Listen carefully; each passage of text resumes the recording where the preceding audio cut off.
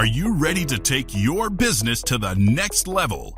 Every day there are countless books and articles that are published offering the key on how to make your business a success. It's easy to feel overwhelmed trying to keep up and run your business.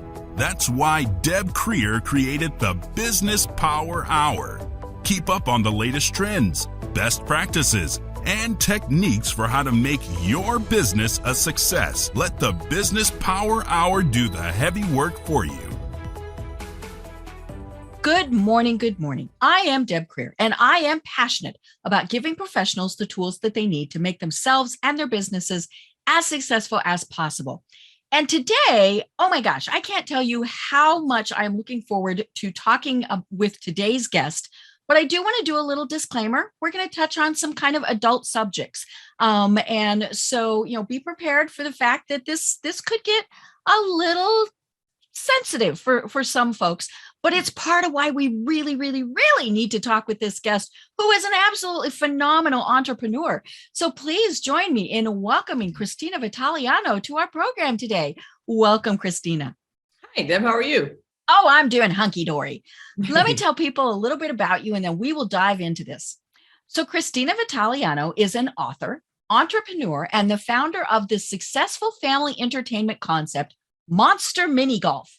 Having spent decades working on her memoir, Christina hopes to share her story and touch the hearts of readers with her account of childhood abuse, empowering survivors to reclaim their lives and learn to thrive despite their trauma. Through her family entertainment business, her passion is to provide affordable fun, entertainment that the whole family can enjoy, and she spent years growing Monster Mini Golf into a multi-million-dollar company with 30 locations across the U.S. and Canada. Christina currently resides in Las Vegas, which is kind of a fitting place if you're going to start a place called Monster Mini Golf, with her wonderful and very supportive husband, Patrick. So again, Christina, welcome. Thank you so much. Great. Well, I always like to ask my guests how they got to where they are today. And, and before we do that, I want to say just a little bit, I read your book. We're going to obviously talk about that. And I'm thinking, oh my gosh, this is a Lifetime movie, right? and there were just so many aspects of your life that many people would have not survived. Let's just be honest about that. And not only have you survived, you truly have thrived. So give us a little bit more story about how it is to where you got to where you are today.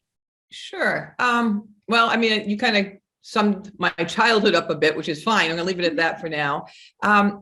When I got done writing my memoir, which is over 20 years ago, it occurred to me, and I quickly learned you should have a book professionally edited before you even attempt to have it published. Little things like that. So back then, self-publishing wasn't as easy or as, kind of in your face as it is now. So I thought to myself, well, I don't have $5,000. My husband and I do not come from money. I had left my career when I got married to my husband, so I wouldn't be the workaholic that I was. And I said, well, I have to publish. I want to publish this book. I'd say I want to publish my book, but we don't have the money to do so. So I said, what if I come up with an idea or a business where I can work, and it can be me and a friend, and then that money will help me raise the $5,000 to edit the book. And and we could, that would be my contribution to, what we're doing as far as money goes anyway. So, so I came up with an idea to put mini golf indoors, and we were on a ride home from New York City one weekend. And I said to my husband, I think I know what I want to do. And he said, well, what are you going to do? I said, I want to do mini golf indoors. And I remember him saying, why? Now we lived in Northeast Connecticut, New England. Right. Yeah. So he said, why would anybody want to do mini golf indoors? He said, because we live in Northeast Connecticut. Well, and I said, because I want to work all year round. I don't want to work 3 months a year. And he said, do you think anybody would go? And I said, well, I've been thinking about it. What if I take all of my background that I've done so far? So I worked in the nightclub business. I worked in retail management and all that stuff. And I used that to do mini golf inside. So, and we, at the time, his business was concert production. So he provided equipment to venues and things like that. He's the sound guy. Yeah, the sound guy. Yeah, that's what we go. So he stored all of his equipment in this old mill, like this kind of really old mill in Northeast Connecticut. So we had extra space in there. I said, what if I build it in the mill? And he said, that place is a disaster. Right. I said, well, from the nightclub business, I learned that if you paint everything black and you turn on some black lights, then whatever you paint is what shows up. So you can kind of wing it, you know? He said, all right. I said, and he said, how are you going to build a mini golf course? And I said, I don't know. So monsters came to be for two reasons. One, I thought they were appropriate for, it was kind of like it ties in what I've been through, but it ties in. But also because I could literally make a monster. So monsters are whatever come out of your head. If we were going to have a train themed one, I could not make trains. I'm not, I didn't have the money. So, and then the reason that I came up with mini golf was back then I went online and I searched what are the most profitable small businesses to own. And oddly enough, mini golf was on the top 10 list. So I looked at all of the things that were listed, and I don't even remember the other ones right now, but that was the only one that I said, I think I can do this. I can do this one. So it was really, I kind of MacGyvered it, you know, it's kind of like, okay, I can do this. I have some background in this. So, so I went out and got a part-time job at like this little tiny bar. A friend of mine who I'm so thankful for her. She owned this little bar, a hippie bar. I am not hippie by any means. I'm like the exact opposite. So I was working in this hippie bartending bar, and whatever money I made, I would buy some supplies to build the golf course. So it took about 6 months to build this indoor blacklight monster themed mini golf. And we opened it, we opened Monster Mini Golf on Memorial Day weekend of 2004. So if you live in New England or anywhere else, usually Memorial Day weekend means go outside. Do not go inside. Yes, you've had it with winter. Go outside. But hey, that's when it was ready. So we opened and we did okay. You know, we did pretty good. By the end of that summer, we had a couple of articles written in the Providence Journal, with Providence, Rhode Island was the biggest city closest to us, had done a nice article on us. My background, some marketing background as well. So I remember in the middle of August being at the Monster Mini Golf, and it was me and a friend that were working, and the place was mobbed because it was a rainy Sunday afternoon. So people are looking for things to do indoors. My husband was out on Block Island in the rain doing a concert, and he had left at like 4 a.m. to get there. So it was 3 p.m. He called and say, hey, how's it going? And it was me and a friend. I'm like, it's so busy. I can't even talk to you. I have no idea what we're going to do and how we're going to handle this. And he said, well, what do you have? What do you mean busy? He said, what do you have? I said, I don't know. We have like $3,000. Now back then in that world, that's a lot of That's a lot of cash. That's a lot of cash. And I remember him saying, you have $3,000 and you're indoors doing mini golf on a Sunday. I'm out here. I've been up since 4 a.m. It's raining. Well, you got struck by lightning several times. I'm going to get home at 2 a.m. He said, and you're going to make more money than I did today. So, so that was, you know, so we started to think, we got something here. But I remember being behind the counter and looking up into that crowd, and it's all the adults with their children, but I could hear the adults talking to each other saying, hey, this place is a gold mine. Hey, this place is a gold mine. And I get scared because at that point, it could be thinking, successful. And they probably have more money than I do. And boom, there it goes. My idea is gone. So when he came home, I said, we have to do something. And he said, well, what are we going to do? I said, well, we either have to open another venue in the city, or I think we can franchise it. He said, what do you mean franchise it? I said, I don't know, but that's what McDonald's did. And that's what Dunkin' Donuts did. Worked for that the was my knowledge. Yep. That was my knowledge of franchising. So we thought about opening a second venue, and then realized we weren't prepared to open a second venue in the city. Honestly, back then didn't have the experience. I mean, there's a lot involved in building, and probably didn't have the money to build another one. But to me, what I realized was so important in our concept, and to this day is that when people walk into our venue, the adults with their children, usually if you walk into a family entertainment center, behind the counter are a bunch of kids, just 16-year-old kids. That's just kind of the way it is.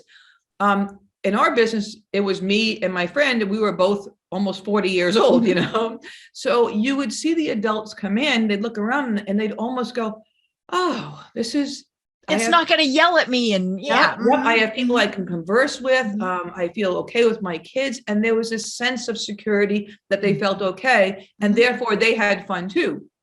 So I learned that was something that was an accidental kind of thing. And I said, if we open a second venue, I don't know if I can pull that off there successfully. So boom, I went online and I tell people I Alta Vista'd it because Google didn't exist back Right. then. Mm-hmm. And I said, how do I franchise my business? And 3 results came up, 3 back then. So I called all 3 places. 2 of them basically hung up on me. And the last place said, what do you mean you have mini golf indoors? What are you doing? So I explained it and he said, we want to talk to you, but you got to come up to Chicago and you got to learn about what it takes to franchise your business. So I said, okay. So I said to my husband, hey, can we go to Chicago? Let's go to Chicago. And he was like, okay, whatever. So I remember that's the day that I thought, holy cow, my life has changed. So we got off the plane and the man that we have been dealing with, I don't even remember his name now, said, there'll be somebody there to pick you up. I said, okay. So we are, even to this day, if you look at Patrick and myself, you have no idea what we do for a living. We're casual, we wear jeans, we're formal looking people. So we get off the plane, we go outside, we're in jeans, same thing. And there's a man in a black suit and a little sign saying, you know, Christina Vitaliano. And he's driving a black Mercedes sedan. And I looked at my husband, I said, we're in over our head. This is oh my gosh. Yeah, we're scared. So we spent the day touring. This building must have been 12, 13 stories high, all at one company. And as we toured each floor, we learned either about the financing of franchising, the legal aspect of franchising, how to determine whether your business is franchisable, the marketing. So, and every time we went up a floor, we gained an executive. So it was Patrick, myself, and one person. So we get to the top floor and it's Patrick and You've got a parade and a whole bunch of suits. I'm like, okay, this is getting kind of weird. So we get to the top floor and there's this big conference table there and we all sit down and they say, what do you think? I said, well, this is fantastic. You actually will teach us how to franchise our business. First, you'll determine whether we can, because it has to be a certain amount of profit to share with everybody else. And then, you know, I think that's a great idea. And they said, good. Well, all you need is $130,000. Oh, and I was like, ouch. Oh, exactly. I was like, yeah, that's not going to happen. We don't have that. We don't come from that. It's just not going to happen. That's part of why. Yeah. Why we're here. Yeah. So he said, well, you can't not franchise. I said, well, I know, but you still need the money. We don't have that. So he said, hang on. He left the room and he came back with this little man who had like a lot of energy and he had our entire website in his hand. And back then, even though it doesn't sound like it's long ago, in 2004, a lot of businesses didn't, like ours, didn't have websites. Right. We did. I had learned how to do it myself. It was, you know, a lot of background on that, but I just learned. So he took the website and he had all the pages in his hand and he just flung them across the conference table. I was like, this guy's a little loony. Yeah. And he said, look, I don't care what you do. You're not leaving here today unless you franchise your business. And I was like, oh, great. Here comes a sales tactic. Oh no, we're being held hostage. Yeah. I'm like, I was terrified. And he said, look, we grant about 90 to 100 franchises a year. He said, 90% of them are either the restaurant business or the service industry. Right. Which makes sense. Yeah, that's kind of what it is. He said, your business is not either of those, but you've actually taken something that's been a proven concept. He said, mini golf has been around for almost 100 years. Oh yeah. And you just gave it a 21st century twist. I went, yeah, we did pretty much. You know, yeah. He said, so I just want to do this. He said, I want you to be part of our team. I want to franchise this business. Again, back to square one. We don't have the money, blah, blah, blah. And he said, what if I loan it to you? And we were like, whoa, that's a lot of money. And he said, well, it's going to take about 9 or 10 months to become legal to franchise because that we're regulated by the FTC and you got to go through a lot. And, okay. He said, during that time, you and Patrick talk about amongst yourselves and see what you can come up with that's affordable for you a month for a payment. He said, I'm not going to tell you what it is. You tell me what you can afford. Then when you become legal to sell, your franchise fee will probably be about 30 grand. He said, every time you sell a franchise, I'm going to take $10,000 because you need the rest to actually use and open the stores. He said, and then that's how you will pay me back once you're legal. So I remember sitting there looking at my husband who was looking at me like, what the hell are you doing? Yeah. What have we done? What are we doing? This is all insane. And, but then we thought we don't have anything to lose. True. You know, we don't have any children. So it's not a lot of responsibility. So we said, okay. And on the flight home that day, our lives changed. I will note that it was at 29.8% interest, the loan. Oy. Yeah. That's credit card rates. It's insane, right? So on the way home from that visit, we chatted about all that, kind of caught our brains up a little bit and said, well, Patrick said, what if I sell my business? And we put that into the company and I come work with you because obviously this is going to be a little bit more than we had anticipated. I was like, wow, that's kind of a big thing to do. And I said, well, if you're going to do that, then why don't we just sell everything that we own and then we'll move into our golf course. And we did that.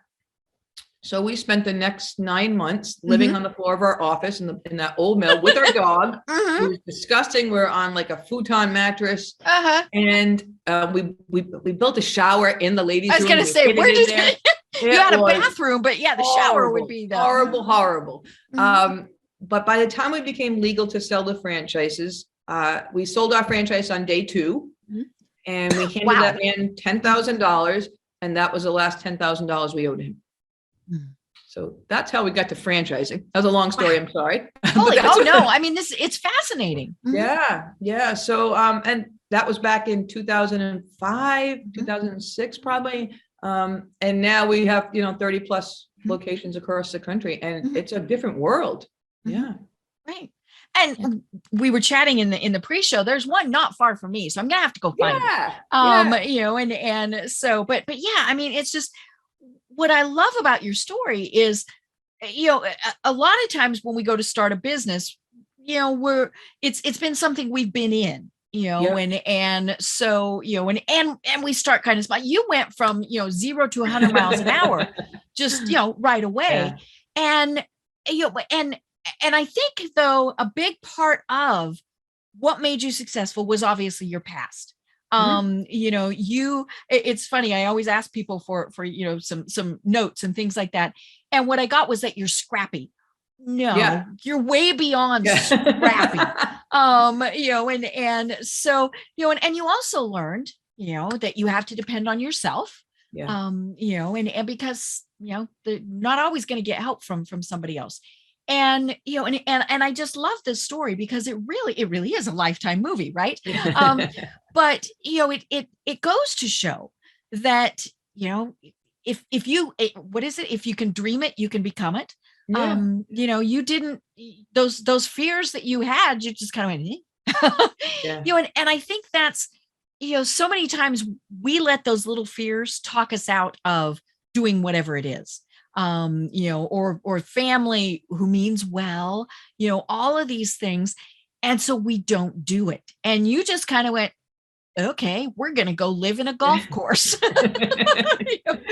So, but yeah, and it's interesting. When I was reading your book, it was a fascinating book. And it really was one where I kept reading. I mean, it was have to see what goes on, have to see what goes on, have to see what happens. Clearly I knew you were successful, in the end.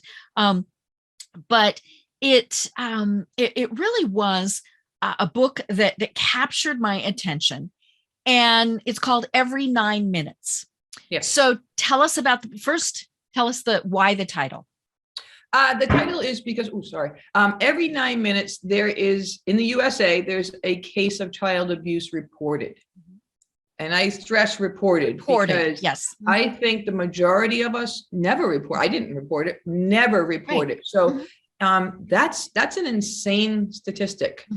Right. And I wanted that just to be in your face in hopes that people will start talking about this.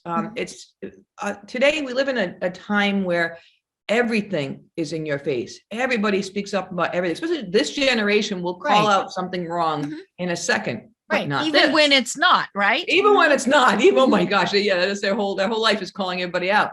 But not this subject. Right. And it's weird. So of all the things that we speak up about, this one is still taboo and don't talk about it. And of course the opposite is what should be true. And you talk in the book about the fact that when you were 4 years old, your stepfather started sexually abusing you. Yes. And I mean, that just for the vast majority of people, we can't even get our heads around that. Because it is so far outside our realm of what we can even comprehend that it really is, it's like, oh my gosh, and as I said, your book was fascinating. I mean, you talk about the fact that there were times where you could have spoken out, but you wanted to protect your mom. It wasn't just the sexual abuse by your stepfather, it was abuse by your mother. There was obviously emotional abuse, and I mean, just all sorts of things. And it was, the book is chronological. I like that. I thought that was kind of a cool idea to say, okay, this year this happened, this year this happened. And at one point your stepbrother got involved. I mean, this was just incredible. And and then you mentioned that you worked for a nightclub. I've done 730 some programs, and I think you are my very first guest that has worked in, let's be honest, the adult entertainment industry. Oh my God, that was insane. Yeah. I know. And before everybody goes giggle, giggle, giggle, you were not one of those girls. No, no, I stayed very straight. You were management, and so, but it's also one of those areas where sometimes that's what people have to do in order to survive.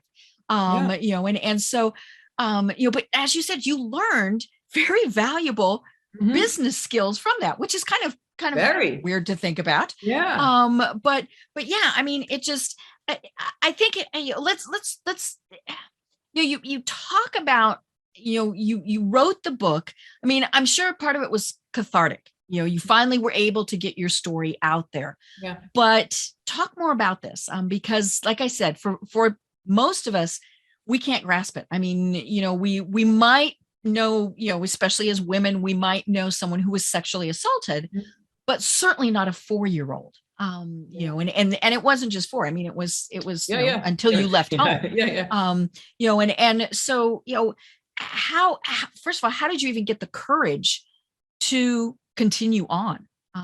Most people, like I said, would have just curled up and died. A lot of people ask that now, especially with all the podcasts. I think because when you're 4 years old, there is such an innocence about you, and you're 4. So, I mean, you don't know a lot. Right. So your only goal in life, I think, and me as a 4-year-old, is to please your parents. Yes. You don't want to do anything wrong. And he was a new stepdad. Yeah. And so you really wanted to. Yeah. Yeah. And my mom wasn't happy prior to being married to him. So this was, you don't want to make your parents upset. So I think at that young of an age, that was that, and then as you get older, and one of the reasons that I did write it chronologically, and one of the reasons that I wrote the book about, really, I mean, my whole life. Actually, I sat on that book for a long time before I published it. But because a lot of people will write about the situation and what happened, and that obviously should never happen to anybody. Right. But they write about, either I was raped or I was abused, and you write about the actual incidences that happened. To me, you have to cover that as well, though, it doesn't make any sense. But to me, it was about the effect of someone over a long period of time and how that affects you differently throughout your life. Right. Because what was happening to me at 4 and what was important to me at 4 was, hey, don't make mom and dad upset. Right. By the time you get to be 11, 12, different world, that you're starting to notice that there's other people, there's boys out there, and your father doesn't react the same way he did when you were 4 and 5. Now he's mad because you have friends. Right. So every time you kind of jump in life and you mature a little bit, it affects you differently. So that was important to me to share all the mistakes I've made along. And as you get older, you always realize, 5 years ago, that was not cool, So it takes time, and you say, hey, you take chances now.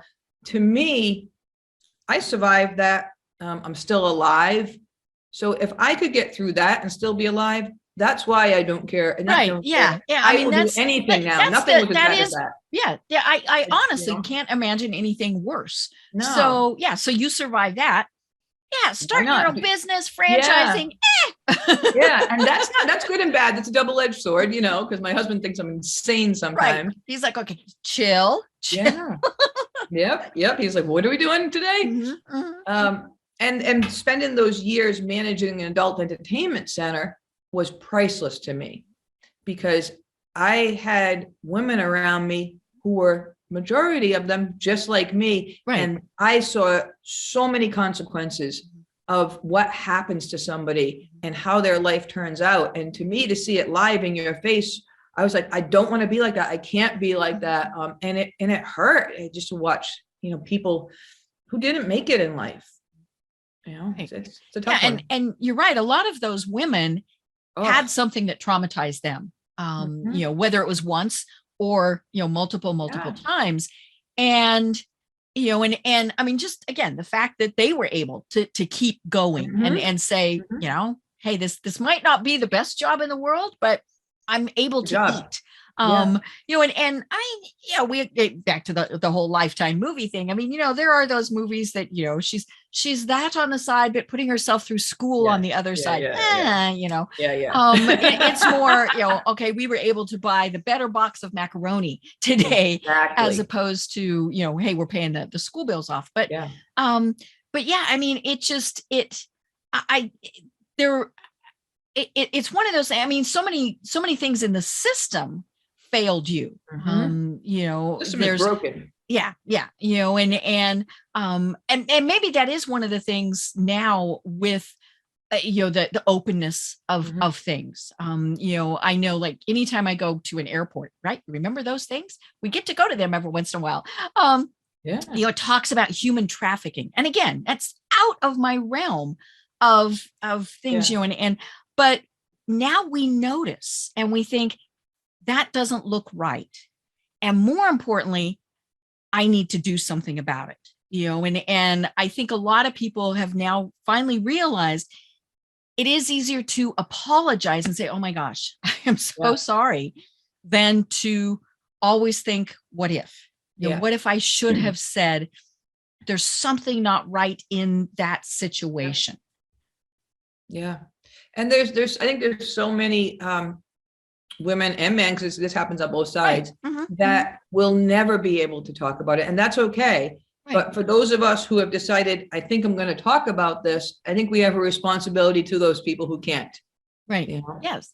Yeah. And by you talking about it, it does show it's okay to talk about it. And like you said, the way you approach it in the book is not the graphic detail of what happened. But we don't need to know that. I mean, that's just, you can kind of figure it out. We just don't need to know that. We just, we got the general idea that this was not a good thing. But there are some obviously that need to really go into detail for whatever reason. But because you're able to talk about it and show that you are so successful, I think that's, it's again, there's the catch-22 with that. There are so many who aren't successful, but it's all of these various things. And it is mainly about getting that conversation going so that people can come out of it and be successful. Yeah. And I don't know, like you said, there's a lot of people who aren't successful, or you start comparing yourself to others who are. I think the bottom line is, and everybody said, hey, you're a survivor. I said, well, yeah, sure. I'm breathing, I'm walking, and I'm doing that. I mean, if you're, if you're alive, you're a survivor. You're just not dead. I don't want to be just not dead. So I think it's a balance that you have to do in your head, because you never heal from it. It's never gone. Because honestly, and I don't know if I can swear enough, but that's a bunch of bullshit when somebody says you can heal from it. It's always going to be there. Not from that. So I think you learn to just not let it own you. So it's constantly there. And as you get older, you get smarter, you get wiser, and you say, oh, well, that's something that it wants me to do or whatever, but I'm not going to do that anymore. I'm just going to do it a different way. And that's what takes time. And that's the education within yourself. Just don't let it overcome you. Just don't let it own you, but it's always there. And I just don't want people to say, or you hear it a lot, it's healed, I'm healed. But everybody that's listening is saying, I'm never going to heal. Right. And they're right. You don't ever heal. You just learn to not let it own you, And it's kind of like, that scab grows over top of it. Yeah. And you pick at it and you pick at it. and if you keep picking at it, it really does just keep bleeding. What you want is for it to scar over. Mhm. So there is that scar. I mean, Yes. it doesn't go away. Yeah. I've in the last 6 years, I've had over 20 surgical procedures. I got a lot of scars. Yeah. And but when people have said, and I mean, these are not small scars. I mean, they're 10, 12 inches long. These are these Yeah, are not big. pretty things. But if I didn't have them, I wouldn't be alive. That's right. And and I think it's that too. I mean, you learned as that small child, this is his problem. Yeah. You certainly did not do anything in any way to encourage it. No, And not we hear especially things at a like young. that all the Oh, time, especially yeah. sometimes from the moms. Well, Yep. you flirted. Yeah. No. But it was, I mean, it was just something that, you healed, Yeah. to the degree that it's No, I'm with there, you. but I'm it's, with you. yeah. Yeah. Yeah. Yep. And it's just so many people would just can't ever talk about it. It's just inside for so many reasons, and that's okay. I mean, you don't have to get to the point where you have to talk about it. You just within yourself, don't let it, overcome you, Right. And for some people, it takes a lot. It takes outside help. It takes Yeah. therapists. It might take medication. I mean, all sorts of things. But what I like is how in some ways you really did use it as a positive. I mean, we mentioned the Absolutely. I fact still that, do. Yeah. it's monster golf. Yeah. Yeah. And in the book, you talk about your stepfather as being the monster. The Mhm. monster was coming. The monster was coming. The monster was there. And now you've got a twist on the monsters. And I love Yes. that. He hit one of his things as, and I don't know how much about it I really covered in the book because there's only so much you can kind of Mhm. deal with or put in somebody's Mhm. hands, Right. But he didn't want me to be successful. He Mhm. he wanted his top son to be his top son. Right. So for me, that was my only goal. Is Mhm. be that was the way I kind of You won. wanted There to was show no other that way. SOB, Yeah, there was right? no other way to Mhm. win. So it's a weird thing that was the outcome of something that bad is, well, I became who I I'm gonna show am. them. Mhm. Yeah. Yeah. I became a workaholic for a very long time. I'm finally in my mid to late 50s, finally learning how not to do that. But, Mhm. it took a long time. Mhm. Yeah. Right. Yeah. And I think maybe that's the other thing that a lot of people don't always realize is whatever it is, it's not instantaneous. It Oh, takes a while. And then there are setbacks. yeah, of I'm course. guessing there are times where you're a puddle of tears. Mhm. But same thing with me. I tell people, yeah, I have pity parties. Yeah. You're not human if you don't Everybody have a is. pity party. Yeah. But Yeah. you also pick yourself up and you go on. Yeah. And so that's just the thing. And and again, I love that you took that monster concept and it kind of was sticking it to him. Yeah. Yeah. Kind of. We made happy monsters. Yeah. Yeah. And that's that, maybe that is it, is there are positives. Mhm. And Yeah. but yeah, it did make you obviously who you are. Yeah. It's it and I think part of it too is it made you realize that you had to work hard for what you were going Oh, to yeah. do. Yeah. It wasn't going to happen right away. And No. and your goals actually, we talked about the fact that you went from 0 to 100. But in a lot of ways you didn't. Right. You thought, okay, we need $5,000 to do this, so Mhm. this is what we're going to do. Mhm. And so it just, but yeah, I mean, the attitude that you have, that it's, I can do anything, I think is what is so impressive and incredible. Thank you. Not always the smartest thing, but And that's the other yes, thing. I thank mean, you. we are going to make mistakes. I don't care what Yeah. it is. You could, like you said, I mean, you could have done hearts and butterflies outdoor golf, and Mhm. that wouldn't have worked. No, I've been terrible at it. I always say whenever and I've done a lot of, my husband says crazy things, or I'll start, hey, I want to do this project. I want to do this. The risk factor to me, and that is from being a child, going through my life, because that was so much worse. I don't think about it, which isn't always right. But I always say to myself, if what I want to do doesn't work out, what's the worst that my life is going to be? Right. So we don't have children, so that has a lot. Right. A big You difference. weren't risking their financial future, things like that. Yep. So I always say, if I end up working at Walmart or a fast food thing, making minimum wage, am I okay with that? And can I survive? And if those two answers are yes, then I'm going to take that chance, because that's the worst that can happen. So I answered that question first. Mm-hmm. And if I can't live with whatever that worst is, then I start thinking a little bit clearly, more clear. And, you just do. Mm-hmm. Yeah. And it is, it is thinking, okay, what is the worst that could happen? Yeah. And I think, I talk with a lot of business owners who, they do get in over their head. One of the things that we always say is, if you're starting a business, especially if you have a family, running up a bunch of credit card debt, mortgaging your house, maybe now's not the time to be starting that business. Yeah.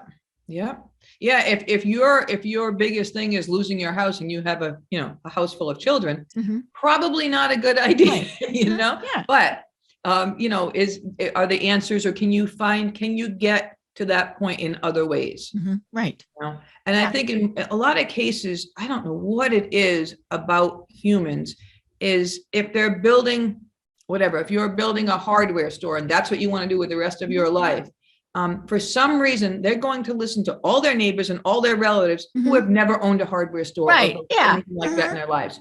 And that is sometimes what clouds everything up and either sends you in the wrong direction or makes you not take that chance at all, because they're afraid to take chances. They've never taken chances. So it's important to say, who am I getting the advice from for whatever subject I am talking about, and it's, I don't know, I've learned that through franchising. Yeah. And a lot of times when they're saying, oh, you shouldn't do that, they're doing it out of love, care, concern. Sometimes it is jealousy. Sometimes it is, other things like that. Both. Yeah. Yeah. And I remember, when I was, a little girl and I was told, oh, girls don't do math. Right. And I'm like, well, then there's something wrong, because I do math. And I mean, just all of those things, or, little girls shouldn't start a business. I'm at the end of the baby boomer generation. Yeah. So I was almost part of the little girls don't go to college generation. Or if we did, we got our MRS degree. Yeah. And, and I had friends that did that. I mean, I have one friend that is still married to the guy she married when she was 18 years old. Actually, I have several friends that did that. Wow. Bless them. I know. Wow. I mean, isn't that just incredible? Wow. Yeah. But, others who've been divorced multiple times, but it's those little voices, they're really hard to say, hey, shut up. Yeah. And I remember being in high school. This is completely off the subject, but I remember as a woman or a young girl being in high school, and one of my best friend's dads passed away unexpectedly, had a heart attack, and watching that, it was a big family, like 7 or 8 kids. I remember her coming to school one day saying, "My mom is a mess. She doesn't even know how to write a check. She doesn't know where our bills are. She knows nothing." Right. And I don't know why that hit me so hard. And I thought to myself, I never want to be that person. So it just, like these little things that you put in your head and say, okay, make sure you always know how to take care of yourself. Make sure you always know how to pay your own bills and things like that. But that's a very important thing, Right. And it's things that, we just happened to us. I mean, when I initially got sick, I got plunked in the hospital in ICU and was very seriously ill for a while. Well, I had been the person who paid the bills, and my husband's like, I don't know the passwords to do the online. I don't even know where she keeps the checkbook. And I wasn't coherent enough to tell him even, okay, here's the password to get into my computer, things like that. And so that's one of those things that I think, we just all need to know. It's I'm on social media a lot of time, spend a lot of time on Facebook and things like that. And one of the things that they say is, have a backup for your account in case something happens. And, and I think we all kind of need those backups to know, okay, here's how we do it. But it's not giving away any of your independence by doing that. And I think that's sometimes that's the tricky part. Yep. And you kind of get in a zone too. And it doesn't occur to you that, holy cow, if I'm not doing this today, who is? And that took me a long time to realize with a position when you create a company and then you franchise it. And now I've got people below us, Patrick, that first 7 to 10 years was horrible learning experience because you have to learn. You have to make a million mistakes, but you eventually learn, okay, you have to delegate a lot of this and you have to be able to, it's a double-edged sword. You got to be there when everybody needs you and not be there when they don't need you. And of course a franchise is tricky in that because, you do have the procedures, the policies, all of those things that they have to follow. Yeah. But you also want them to be independent and be making decisions on it. It's kind of like raising kids, right? I call franchising, we have, I think, 20 something franchisees. We have 30 something locations. So a lot of them have more than one. I call franchising being a perpetual parent of a teenager. Right. They're always a teenager. They want to take chances. They know everything in the world. They don't want to listen to you. And you don't know anything. And you don't know anything. But when something goes wrong, knock, knock, knock, they're going to call you immediately, which isn't a bad thing. That's kind of good. And then a lot of our franchisees now, because we've been around almost 20 years, have been with us for more than 10 years. And I feel like we have young adults. It's so cool. I mean, you're so proud of them because they'll do something. Especially those that have multiple locations. That'd be cool. Amazing. They'll do something and I'll say, hey, remember when you would never do that? And they laugh because we can laugh about it now, like, oh my God, now I'm telling all the new people, don't do this. So it's pretty cool. Yeah. How did you handle COVID? Because you're in multiple locations, obviously multiple states that shut down, open, all of those things. And clearly your business was able to continue. How did you handle some of those challenges? I would say, and I talk about us being who we are paying off. We're very outside the box franchise company. When this happened, the first thing we did was get on Zoom calls with all of our franchisees because it was scary to us because everything shut down, like literally all of our locations shut down. Yeah, we were told. And especially a business like yours. I mean, it really was, you shut those doors. Yeah. And we didn't know. And at first you think, oh, you'd be open in a few weeks. And then holy cow, this is welcome to our life now. It's going to be months. Yeah. So we spent a lot of time on Zoom calls they were our children. So where are you at with your rent? Who are your landlords? And there was so much time spent with them and making sure that everybody was okay, that in the long run, we stopped our royalties. Pat and I just said, nope, don't pay us this. Don't do that. Don't do that. This is about us getting back on our feet. We can survive for a while. So we sacrificed. And it showed them that we cared about them. Staying in communication so that when we opened back up, honestly, we're closing this year with the best year we've ever had. We opened back up in 2020 slowly. Marietta, first one to open. Georgia. I know. Georgia was like, masks? Like, what? COVID? Who cares? Texas? Who cares? Florida? But procedures in place. Important because so then we had to teach them that, of course, you're more important than we are. But your guests are more important than who you are and whatever it is you believe, because this has been a political disaster. So there is no time in the entire time of franchising than I have been more proud of our franchisees for listening to each other, listening to us, just being who they are. And they pulled it off, man. They really did. And it paid off for everybody. So I love it. Who'd have thunk that mini golf, of all things, would be a great thing to do in a pandemic, It made sense to everybody because you could actually go on. We built an online system, make a tea time. Yeah, you spread everybody out. They get it. Yeah. So it made sense. We can go and start on hole one. You're not going to start anybody else, for 10 minutes. And, everybody was spaced out. It really did make sense. I mean, it was natural social distancing, right? You got on top of each other anyway. Yeah. Yeah. Everybody could play, whether you're 4 years old or 104. So it worked. That's one of the reasons we created it is because everybody could play and it was affordable. It was less expensive than the movies. So all the reasons that I created Monster Mini Golf almost 20 years ago were the majority of why we did okay through this, and that was not planned in a million years. Oh, no. Yeah. I mean, even 2 years ago, who would have thought? Oh. Yeah. And I am to this day very adamant about, we are like the sweet spot in family entertainment. If you walk into a Monster Mini Golf, they're 10 to 13, 14,000 square feet, opposed to the giant FEC centers that have jump houses and trampolines and race cars and all that kind of stuff. That's like those people, 40, 50,000 square foot, not paying rent for a couple of months. No, that's tough to catch up to. And then even coming back from this. So, a lot of reasons we are who we are. Right.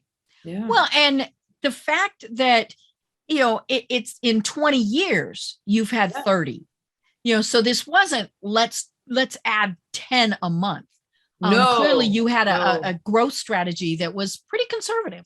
Yeah, we are very, very outside the box for franchising. We've grown organically in the 20 years. So when I say that, we've never had an aggressive outside franchise marketing team or anything. We've tried brokers a few times, terrible idea. Because I believed, and I learned the hard way, that first, 10 years, you have to learn how to be a good franchisor, because I don't care who you are, what you've done. If you created a business as an entrepreneur and then you've decided to franchise it, you do not have franchisor experience. There is no way. And you could go to school for it, and that's a bunch of crap because you have to learn it. Yeah.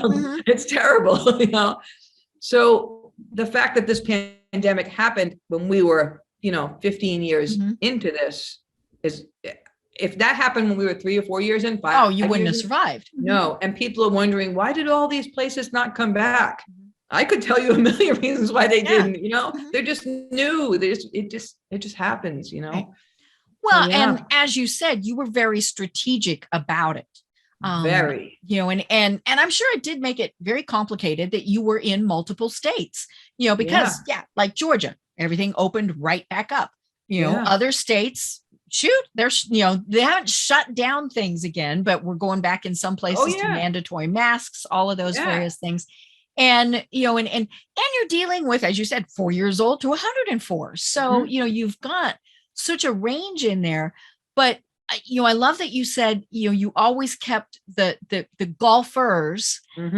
They were the ultimate, what was their safety? What did you need to do for them? Yeah. We lost all of our birthday parties. Birthday parties are just starting to come back. And in some instances we go through you want to have a birthday party, but somebody's been exposed to COVID that you've invited in. It's nothing to do with us, and they get canceled. So you have to teach your franchisees that the core concept of our business is Monster Mini Golf. Right. That's okay. That's okay. You might not get birthday parties back for years. Who knows? But let's teach them how we don't need them. Doesn't mean we don't want them, but you got to survive without stuff sometimes. Learn to adapt. Right. And I think that's, when we have looked at the companies that have been successful through the pandemic, it really is those who adapted. Restaurants would be probably one of the best examples of that. Yeah. Because here in Georgia, I mean, they still were pretty limited on restaurants for a while. And I remember there's one up the way from us who, it's a fairly large, there's 5 different types of restaurants that are owned by the same organization. And they're all, fairly good size, but I mean, it was cram as many people in as you possibly could. Yeah. Well, then you couldn't do that. Yeah. And I remember being dumbfounded when they put in a drive-through. I'm like, how smart is that? But they also had to take their 50-page menu, right? It's your typical Mexican restaurant that's got 50-page menu, and boil it down to like 20 items. Yeah. because they, you couldn't give all those options and still in any way be able to do anything. And they've kept it, down to those, obviously eat in, you're going to have a little bit more. But yeah, those that did that, clearly those that allowed takeout, were the ones that were the, you had to do that. Yeah. But it has been a challenge, and it's going to continue to be a challenge. I mean, that's going to be the tricky thing. Yeah. I think in a lot of cases, if you sit down with different types of businesses and you say, hey, where are you at today from where you were before this pandemic? A lot of them are saying, oddly enough, we're more profitable because you had to be. You actually had you took your 50-page menu and made it into 20 items. Yes. Life changed overnight and you've learned so much more. So you had a choice to make your business better and more and tighter. And then there are other businesses who took advantage of this and scale down everything, right? And don't offer anything anymore, and they're wondering why they lost, and they're blaming it on the pandemic. So it's been very educational. Yeah. And I mean, it really has been. And I look at it from like the technology perspective. That I was using Zoom before this happened, but now it's like, oh my gosh, I've had Zoom consultants on as my guests, to help with the background and all of those various things, and I still get a kick every once in a while. I'll be on a Zoom and I'm like, what is that behind them? Oh, it's the unmade bed. So it's time to spiff those things up. At least get a Soji screen or something like that. I interviewed somebody on the podcast not long ago, and it was really funny because he was clearly at his kitchen table. Okay, not everybody has room for a home office, so he's at his kitchen table, and in the middle of the interview, his teenage-ish son wanders through, makes his lunch, wanders back on a call like this. And I really wanted to say, what is he having? But we just kept right on going. And the dogs wander through, the cats wander through. I mean, we're just like, okay, whatever. Yeah. But I think, it's made us, as you said, we had to adapt. We went, okay. I tell people I can't shut my cats out, because now they never come in. It's the funniest thing. They never come in when I'm doing this. But if I were to shut my door, I would have an hour of no. Yeah. No. I'm like, okay, fine. But yeah, I mean, we just, and I think that's probably the theme of this whole program is you have to adapt. Yeah. You take the situation that you're given, Yep. you get through it, you learn from it, and you go on to the next thing. Yeah. Business, especially if you're an entrepreneur, it's not black and white. No, it's a whole lot of gray. It's a whole lot of gray. Yeah. It's an art. Yeah, it is. And, and it is, it's hard because especially when you start your own business, we all think, oh my gosh, I'm perfect. I've got the greatest idea in the world. Yours really was fairly unique. I mean, it's funny. I tell people there's no unique things out there. Yours really was pretty unique. But and then when we're told, well, everybody else sells pet rocks too, you're like, oh, bummer. And so, but it's okay. It's just, and part of it too, I think is it can get overwhelming. If you, absolutely. I don't even know if I go into Amazon and type business book. Oh yeah. It probably can't count that high. Yeah. And so, it is definitely something that, I think you're a great example of this. You learned as you went along. Yeah. Like you said, I love the fact that you learned the painting aspect of have it dark. Because dark covers up a lot of flaws. I mean, if it's dark in there, you're not seeing things. And you put the day glow paint on the things you want people to see. Yep. I tell people I pretty much MacGyvered it. I've got this, and this. What am I going to make with it? And that's pretty much how it was at the beginning. Now, obviously, you get better at what you do, but it's okay to start scrappy. There's nothing wrong with that, especially in entrepreneur world. If you're creating something, Right. Yeah. And we can't expect it to be handed to us. It'd be nice if it was, but I even wish. in, say, a franchise, I mean, you're not doing a business in a box for people. Yeah. They still have to do a lot of work themselves. They do. We only get it. We get a very, very small percentage. They get to keep the rest. So we really are relying on them a lot, but it's teamwork too. But yes, they have to be able to hold their own. Right. Yeah. Yeah. So I love it. Well, oh my gosh, Christina, we've only got a couple minutes left. See, this is why I set a timer when we start these things, because we could just keep going forever. And so, hold up your book. We do. And folks, I encourage you to read the book. It's called Every 9 Minutes. I love it when we, Zoom kind of makes things a little bit difficult, right? Weird. But it is called Every 9 Minutes. And it is available on Amazon. I encourage everyone to read it. I don't care, where you are, what you are in life. It is a very good book to read for a variety of reasons. And more importantly, if you see a situation, speak out. If you think there is something happening, especially with a child, speak out.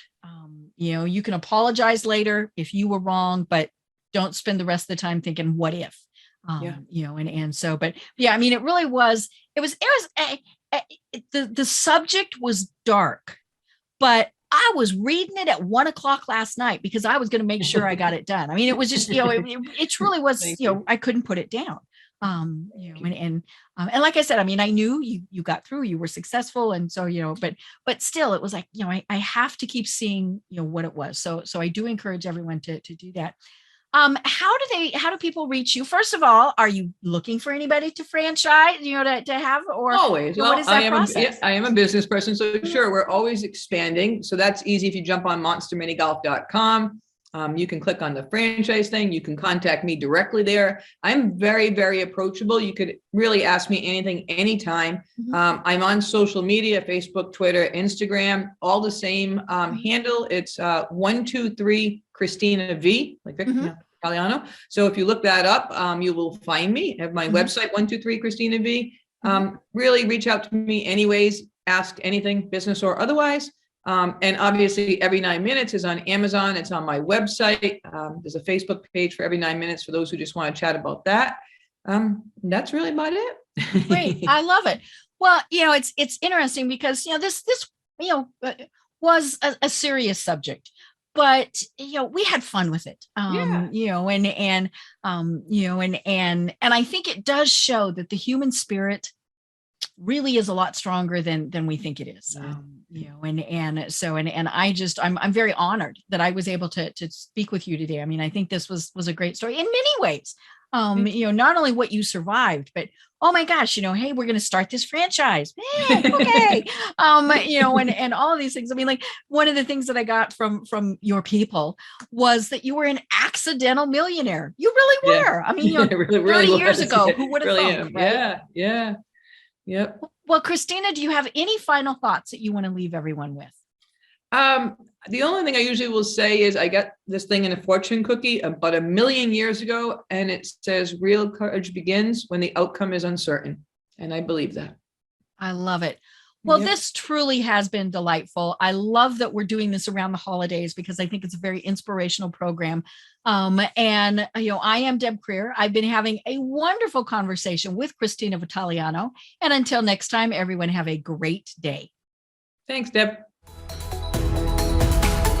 Tune in for our next program for even more trends, best practices, and techniques for how to make your business a success. The Business Power Hour, hosted by Deb Creer, is proud to be part of the C-Suite Network.